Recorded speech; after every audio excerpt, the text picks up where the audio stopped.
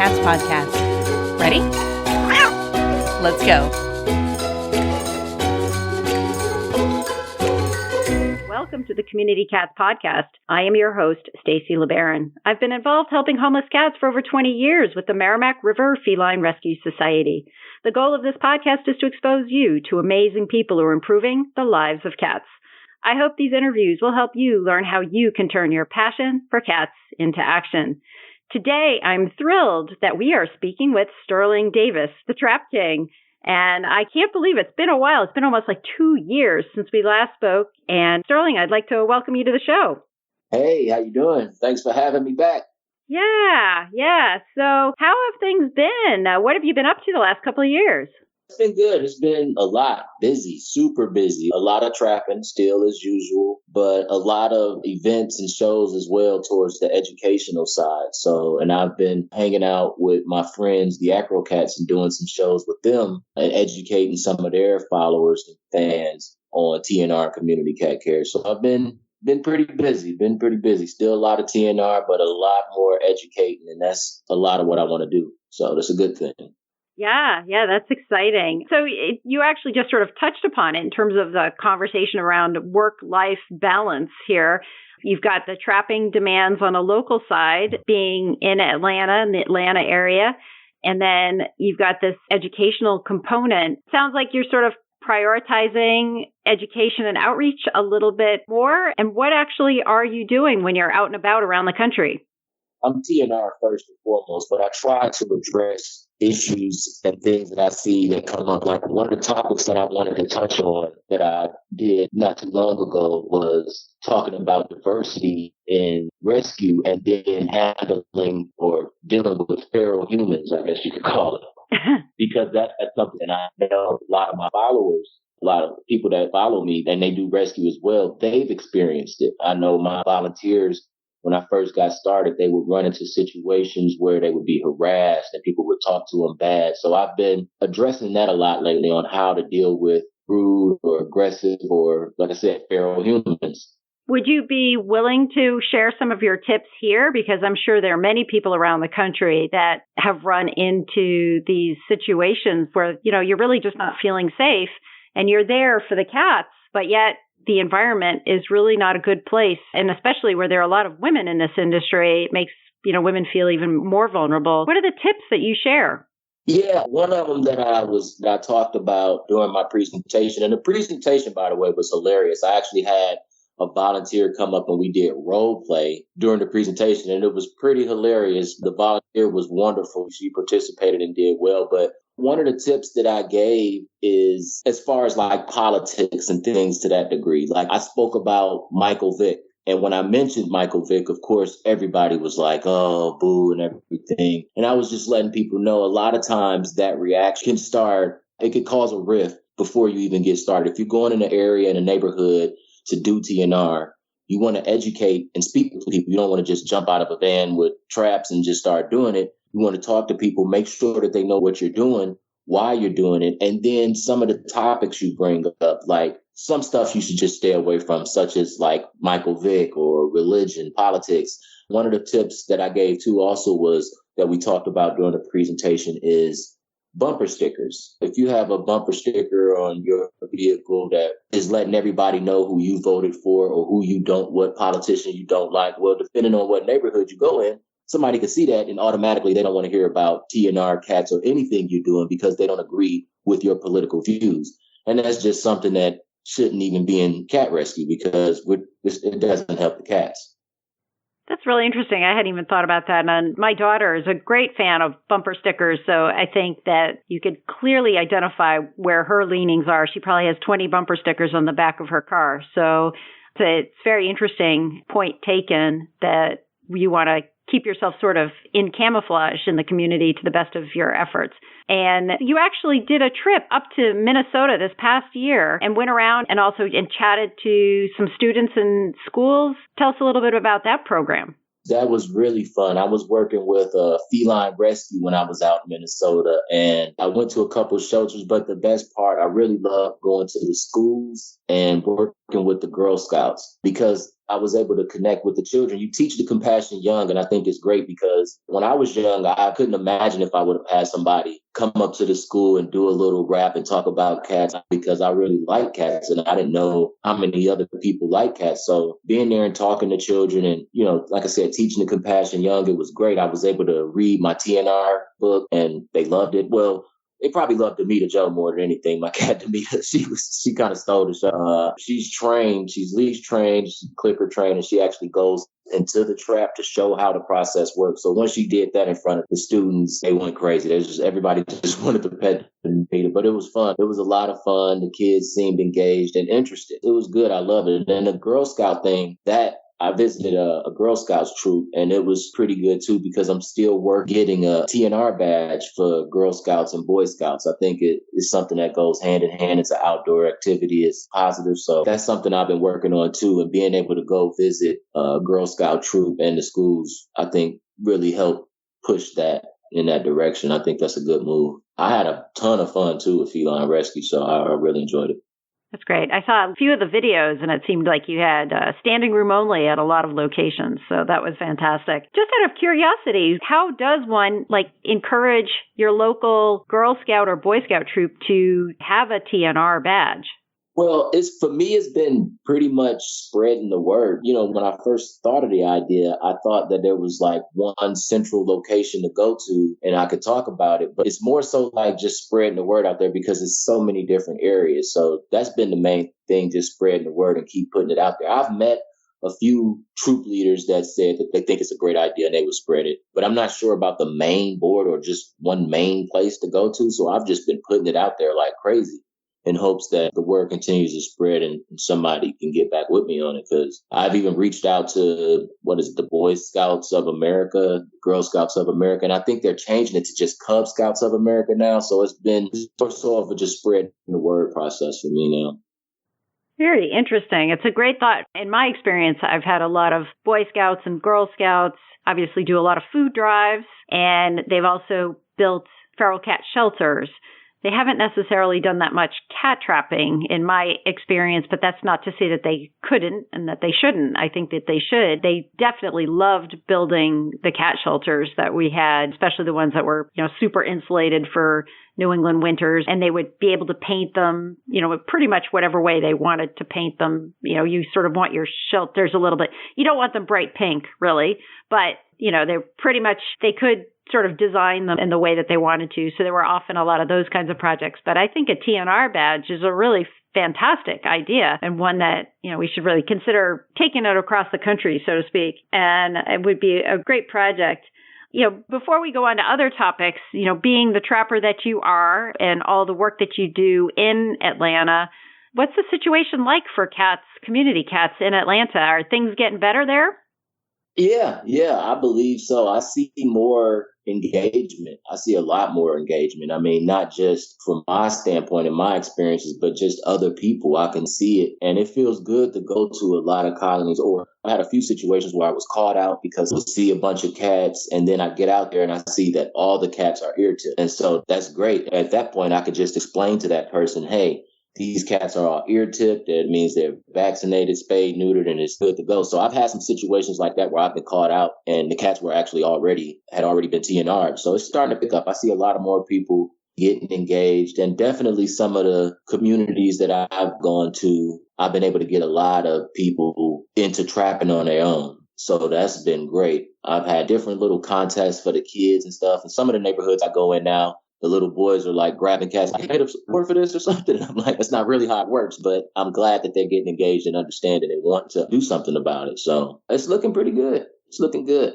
That's great. And it is interesting how when you're out there and you're trapping and it seems like the kids just sort of, they come out and they're like, what are you doing? Tell me what you're doing. And they just want to learn and find out more about the situation. And in general, I would say most kids are very positive about trap, neuter, return, and they're really happy that the cats are going to come back. The cats are going to get the surgery that they need. They're going to get the vaccines that they need. And it makes a lot of sense to kids, which says a lot about kids and their understanding about what's the practical solution with regards to cat overpopulation. So that's great news. What sort of tips and tricks do you have for the trappers that are out there all around the country and locally in Atlanta that, might need a little bit more guidance on how to get those cats in their colonies? Well, I would say one of them is depending on the bait. Don't be afraid to switch the bait. Like some cats will like this, some cats will like that. One thing that I've realized is I use jack mackerel a lot. But after a while, certain colonies, certain cats, they get hip to that smell. They start realizing, okay, there goes that bald bearded guy again coming with that same smell of this stuff. So, don't be afraid to switch up your bait on what you use. I mean, I'll go from mackerel to regular cat food, to the shredded cat food, to the pate, and then KFC chicken. And then one thing that I've realized too, where it's been tough with some people catching some cats, is because some cats may actually have a mouth issue. They may be having teeth issues. And so they're a little more hesitant to go after the food and certain food. So a drop trap and silver vine or catnip can really help out a lot. Because for one, silver vine or catnip will only attract the cat. And if the cat is actually indeed having mouth issues, then that's something that they'll probably still come out, even though they can't really eat. A drop trap and some catnip or silver vine will probably attract them. I've used silver vine, a drop trap, and an old phone that I have, and it can make cat noises. So I'll just keep the cat noises on repeat with the silver vine, and that attracts the cats that aren't really looking for the food, more playful cats. And then it helps as well because it doesn't attract the possums and raccoons that you usually aren't trying to catch. That's a very efficient trapping strategy there. And it sounds like you are a good fan of the drop trap, which I think it really is. If you're going to be trapping a large number of cats, I think everybody has to have a drop trap. Wouldn't you think that?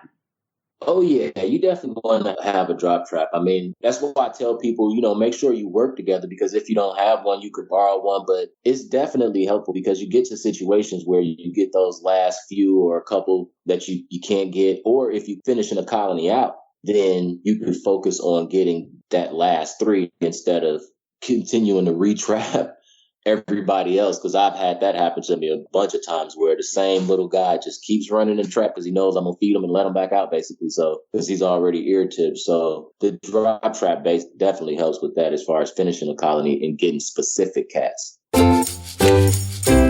As we emerge from the global pandemic of COVID, fostering is emerging as the new normal in the animal welfare industry. But shelter management software doesn't provide the tools or the workflows for communicating with fosters at scale. So many organizations struggle to maintain hundreds of animals in foster homes. If only there was a system that was custom built specifically to solve this problem. Introducing Foster Space, powered by our friends at Dubert. Foster Space was custom built to allow you to manage hundreds of foster relationships and to communicate with them via text, email, and even Facebook Messenger. Your fosters have a portal where they can upload videos and photos and updates on their animals. And organizations can schedule fosters for meet and greets, adoption days, or anything else they need. There's so much more to check out. Sign up for free at www.dubert.com and go to the Foster Space tab to get started.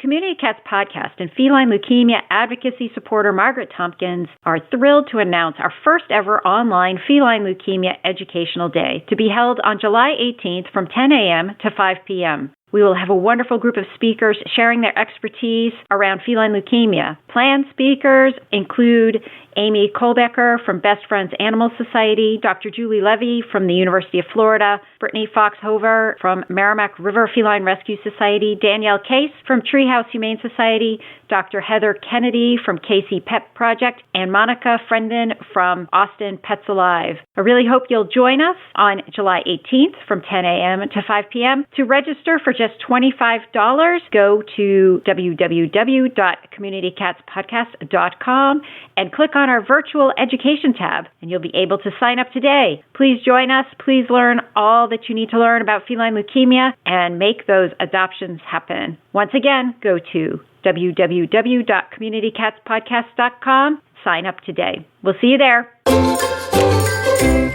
So we were chatting a little bit before we hit the record button for recording the show today, and you're a one-man show, and we talked a bit about fundraising, and I've certainly done a lot of fundraising. When I was running the Merrimack River Feline Rescue Society, I would say I spent about 80% of my time on fundraising and then 20% of my time on operations and stuff.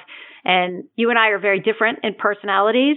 And I know many people who are trappers and are out there. And like I said to you earlier, I would do everything in my power in order to avoid being out there at 1:00 in the morning and trapping a feral cat, because I tend to like to be asleep by 9:30, and I'll write that grant application well before going out and trapping cats. And that's the beauty of this business, is that we all can work together and find our different roles in being better and stronger organizations. One of the things that you've set up in order to try and help your one-man team at this point in time is a Patreon page.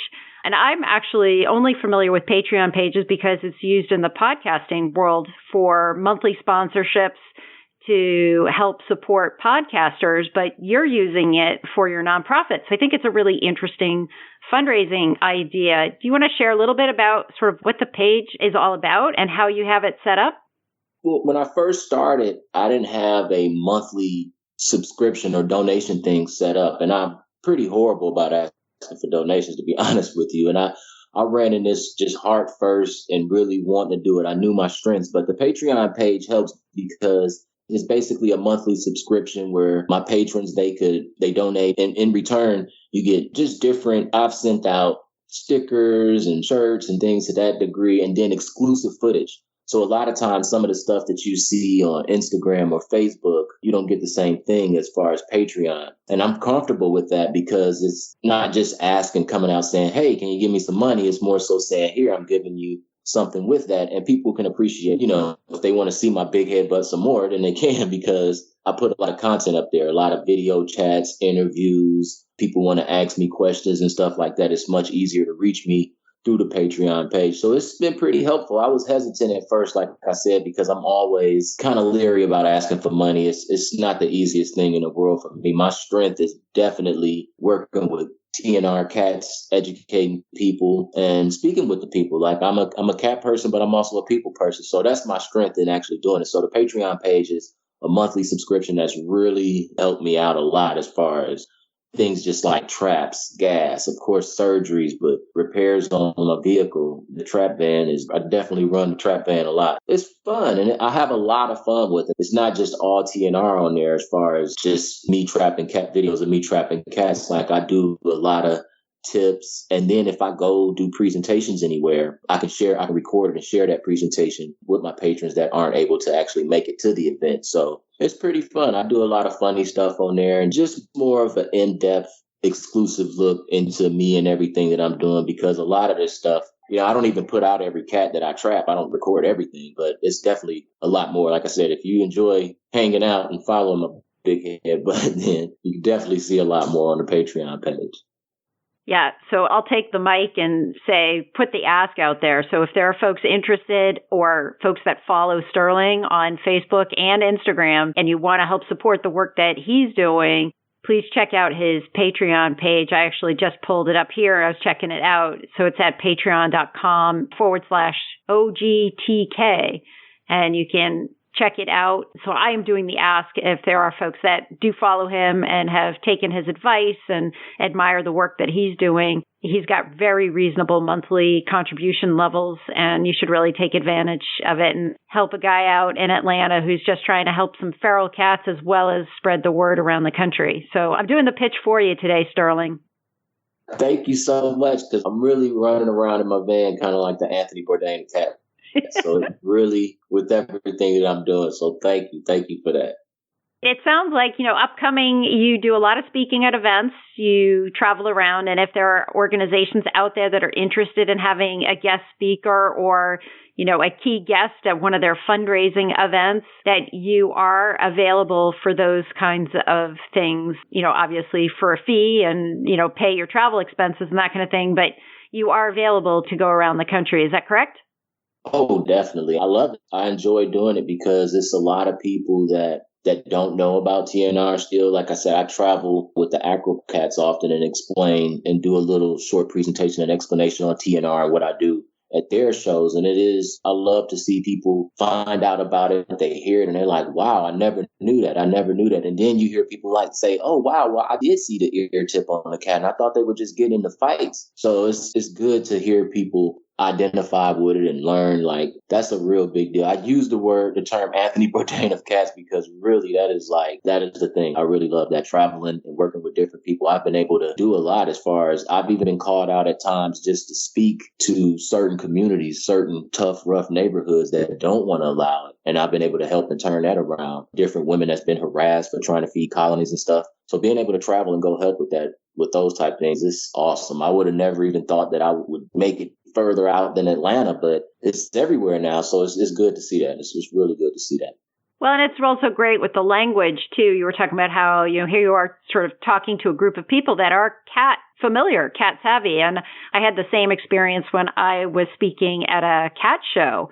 And, this was full of breeders, but also not breeders, cat owners, just general cat owners. And nobody knew what TNR was. I mean, even to say return to field, no one would really know what return to field is, which I could sort of understand. But trap, neuter, return, I feel like has been around for a while, but they really don't know what TNR is even, too. So I think there's a huge market out there where we still need to educate and get the word out. And when Kristen and I go to these podcasting conferences that we've been going to, everybody knows what podcasts are, but they don't know what trap, neuter, return or what community cats are. And then when we go to the animal welfare conferences, they all know what trap, neuter, return is, but they have no idea what a podcast is. So this whole language difference thing is really fascinating for both of us. And we're we have to think about our different speeches for our different audiences, and they can be very unpredictable, Yeah, it's very true. And I do a lot of different types of talks. Like I said, I focus on TNR and educating on TNR, but I've also went and spoke about diversity and rescue, and like I said, dealing with feral humans, with race relations in TNR, because there's a lot of times where, for me, I've been in certain neighborhoods where I wasn't invited. And I know a lot of my volunteers, a lot of ladies that have gone out and they've went in certain neighborhoods and they're like, hey, there's no way I'm going back to that neighborhood again, Sterling. You got to come with me or I just can't go because it's really terrifying and bad. So, yeah, I do a lot of different ones. And I do have to, like you said, reading your audience and knowing, how to communicate. But I like it, though. It's something that I love to do. I've always liked communicating and being a people person. I think that's something that helps spread the word more. And that's been my goal still since the beginning, since the first time I was out on the Community Cats podcast with you. That has definitely been the goal, is to make this more fun and popular amongst everybody, for everybody. Because it's still, like you said, so many people that just have no idea. Even though they like cats, they probably still heard of TNR. So, Sterling, if folks are interested in finding out more about the work that you're doing, what's the best way for them to reach out to you or to follow your videos and stuff?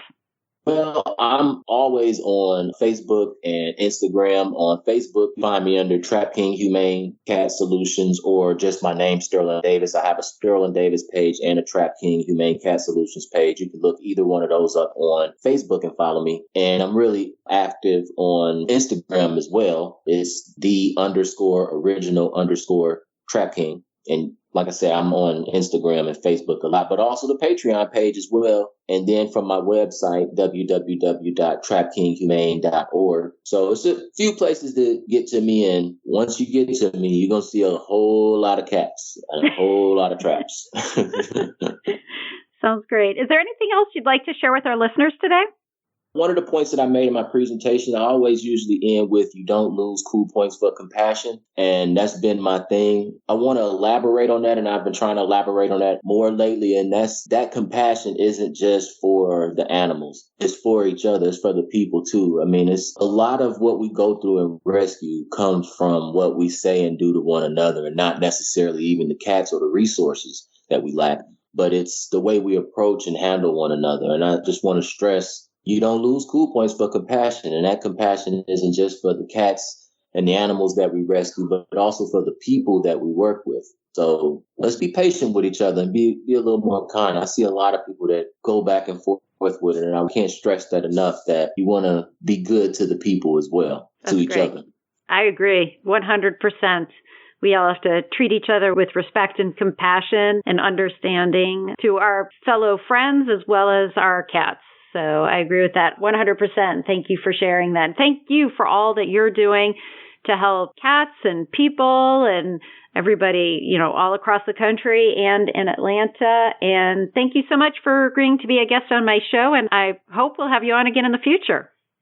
Definitely. I would love to. And thank you. Thank you, Stacy, for all that you do. I mean, you created a wonderful platform for people like myself and that text and just everybody to share information and put the word out more. So thank you as well. Thank you for listening to the Community Cats podcast. I would really appreciate it if you would go to iTunes, leave a review of the show. It will help spread the word to help more community cats.